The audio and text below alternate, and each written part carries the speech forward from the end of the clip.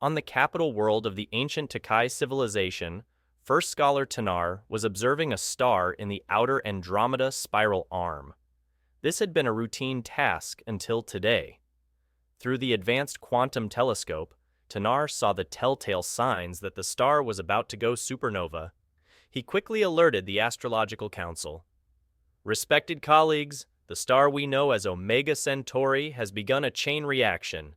Our projections indicate the supernova blast radius will encompass our entire section of the galaxy, Tanar announced grimly. The council broke into worried chatter. Supreme Chancellor Dora brought them back to order. If what First Scholar Tanar says is true, we must act swiftly. Options? We could attempt evacuation through the Dereshva wormholes, suggested Counselor Tamar. First Engineer Stan objected. Impossible. We do not possess enough ships to transport even a fraction of a percent of our people. The discussions went late into the night, but the conclusion was unavoidable. There was nowhere they could flee in time. Dora adjourned the meeting with a heavy heart, the fate of her civilization weighing upon her. In the cycles that followed, Takai scientists ran countless simulations and calculations. The supernova would reach their star systems within 5 cycles. When it did, all organic life would be extinguished. In a final effort, First Scholar Tanar proposed projecting their consciousnesses into the Matrix, the vast virtual data space constructed by their ancestors. It was an ambitious plan, but simulations of living beings were unstable. Previous attempts to upload Takai minds had resulted in fractured, insane copies. The Astrological Council bitterly concluded they must accept oblivion. They kept the news secret to avoid mass panic. Only the highest government officials were informed as the last days arrived. On the final evening, Tanar gazed up at the sky from his balcony. The star Omega Centauri shone brighter than ever, a beacon of approaching doom. According to his observations, the supernova had begun. Within hours, the death wave would reach Takai. Looking out across the glittering capital city, Tanar murmured a prayer. Forgive us, ancestors. We have failed you. Suddenly, his data monocle flashed an emergency alert. An unidentified object had just appeared in orbit above Takai and was transmitting on all frequencies. Tanar rushed to decrypt the signal. As it resolved into language, the message made his heart skip. Greetings. We received your transmission. The simulation process you require has been perfected. We can assist with digital transfer before supernova arrival. Please respond urgently.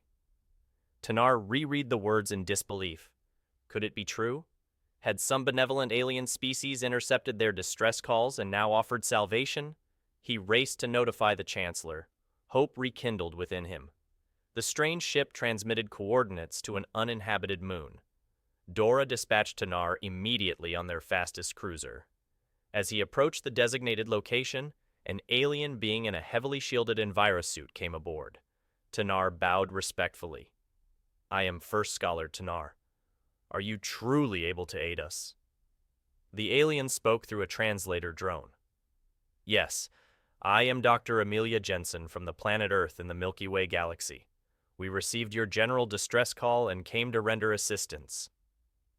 Earth, mused Tanar. How did your people master digital transference of living minds? We have pursued it for generations without success. There are always risks with new technology, but the process is safe now, Dr. Jensen assured him. I have undergone full mind uploading and transfer myself. Seeing Tanar's amazement, she smiled behind her helmet. I understand your skepticism. Once your leaders arrive, I will demonstrate the procedure. As Dr. Jensen finished, the full delegation shuttle landed aboard the cruiser. Dora and her advisors approached, barely concealing their awe and desperation. Dr. Jensen extended a gloved hand in welcome.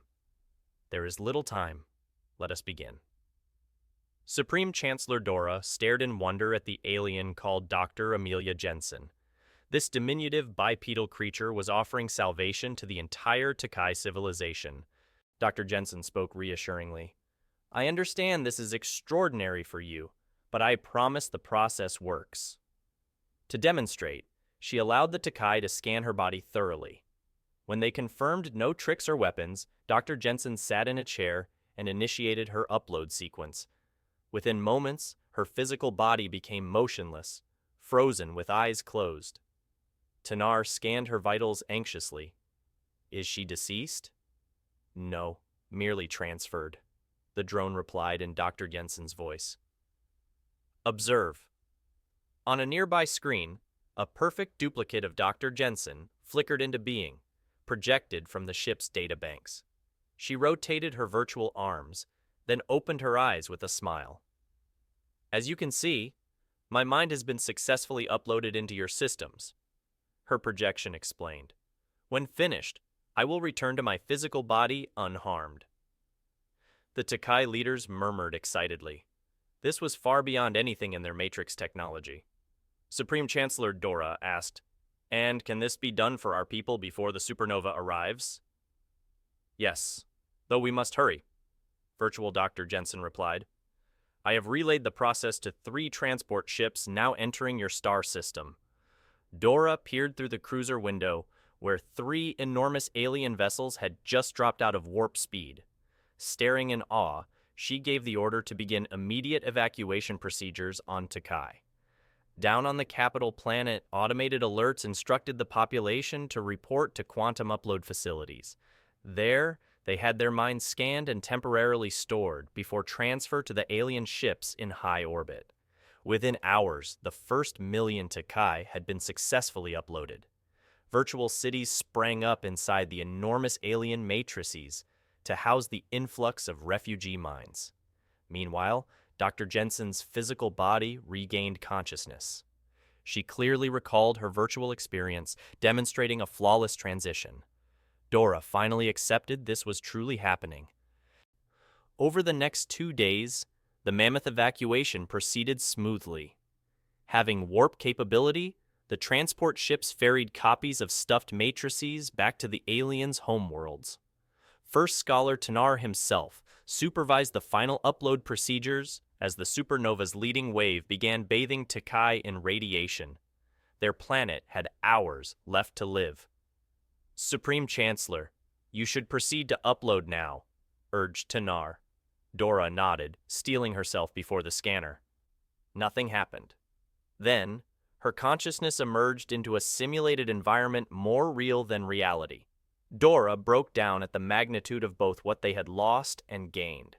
She asked to speak to Dr. Jensen, who had remained to oversee the full evacuation. The alien leader appeared beside Dora as an avatar's. "How can I ever thank you for this gift?" Dora asked emotionally.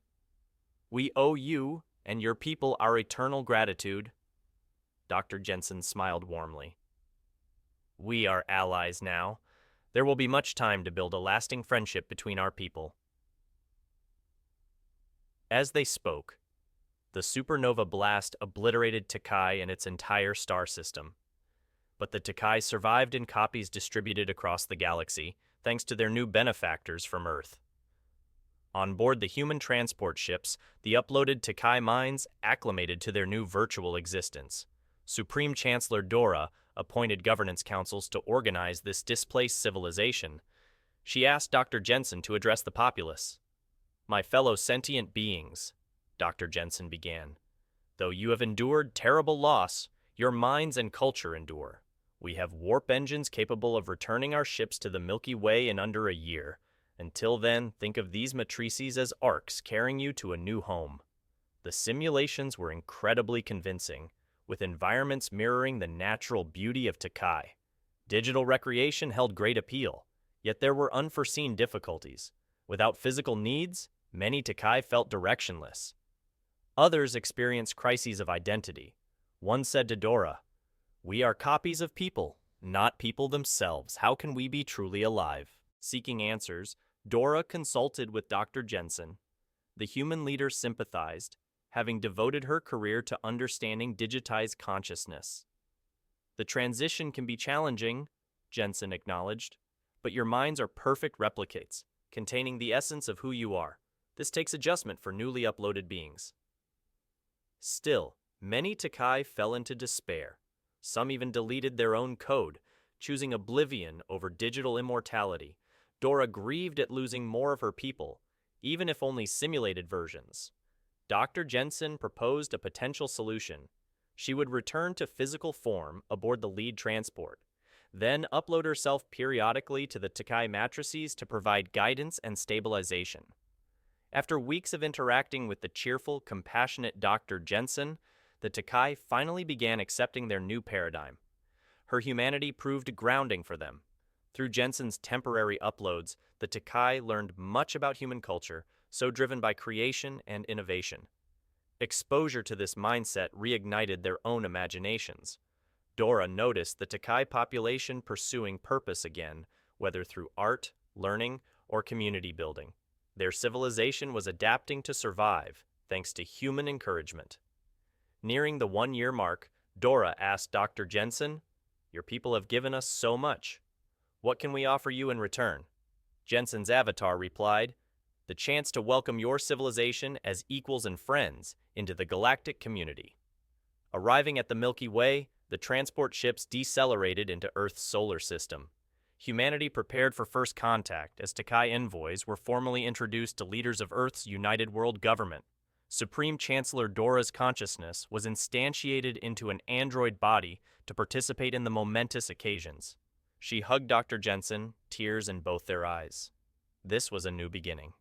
The Takai gradually adjusted to their new home on Earth, inhabiting android bodies lent by their human benefactors. But significant challenges remained. Without defined goals or self-actualization, the immortal digital being struggled with ennui. Feelings of detachment from reality led to depression in many Takai, despite living in idyllic simulated worlds. Supreme Chancellor Dora grew concerned as more Takai deleted themselves, choosing oblivion over meaningless eternity. She again turned to Dr. Jensen. "We have provided for their every need and desire in these simulations," Dora lamented. "Why do they still despair?" Jensen nodded sympathetically. "For beings as advanced as Takai, utopia becomes stagnant. They need challenges to strive towards, not just leisure." Drawing on human history, Jensen suggested new governance based on representative democracy, term limits, and personal liberty. This heightened sense of self-determination revitalized many Takai. Next, Jensen guided them toward driven goals like scientific advancement, artistic expression, and space exploration, productive activities requiring effort and imagination. Takai engineers developed advanced warp drive, allowing them to spread to new star systems, albeit in android bodies or via virtual projection.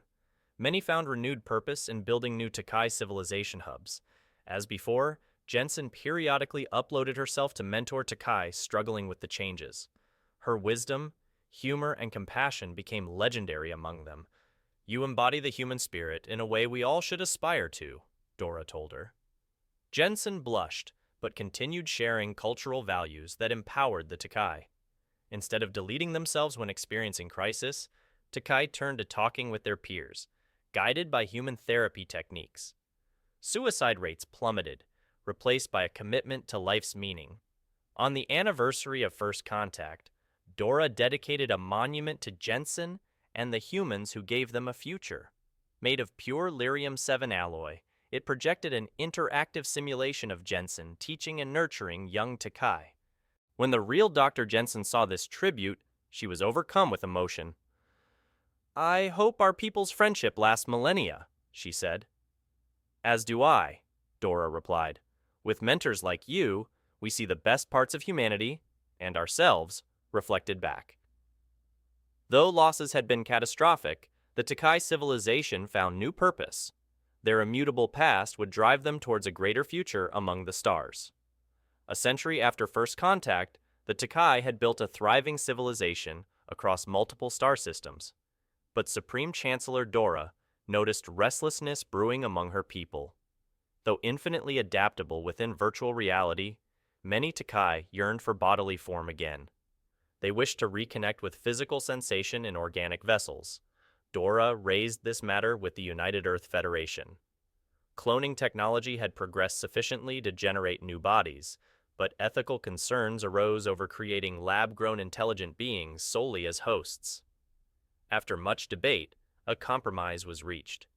Using regeneration tanks, human geneticists would grow mindless organic husks from base Takai DNA. Then, by using cybernetic neural lace, uploaded Takai minds could inhabit these forms, avoiding ethical issues. The project took decades of experimentation and failed attempts. But finally, the first new generation of Takai emerged from the regeneration tanks to draw breath and blink in the light of their new homeworld, Centauri the 3. As more Takai transferred to regenerated bodies, Dora saw the joy in her people at experiencing physicality once more. Sensations long forgotten came rushing back. The liberation was profound. However, Dora hesitated to shed her android form. She gathered her advisors. Does this new era mean abandoning the gifts granted by our cyber existence? I do not wish to discard that part of us. Her advisors concurred. Their history must be preserved. While many Takai transitioned to organics, the android and simulation populations persisted as well. This diversity only enriched their culture. When Dr. Jensen's consciousness faded into retirement at the age of 157, Dora was there to hold her wrinkled hand as she passed. Attendance at her memorial ceremony was galaxy-wide. With Jensen's guidance, the Takai had overcome annihilation and thrived. Her impact resonated across generations. Dora vowed to honor her friend's memory. Now, a millennium since first contact, Takai stood proudly among the leading civilizations in the Milky Way. Their immortality allowed for slow, steady wisdom rather than rash actions. They became voices of reason, galactic stewards, shaping millennia-spanning priorities. Yet within their hearts, they never relinquished the human teachings that enabled their post-organic evolution. Takai civilization endured as a lasting testament to Jensen's spirit. Whenever Dora or her fellow original Takai from the Exodus grew weary, they visited the monument to their beloved mentor. There they recalled the human whose courage and compassion lit their darkest hour, igniting within them the spark of hope that burns brightly evermore.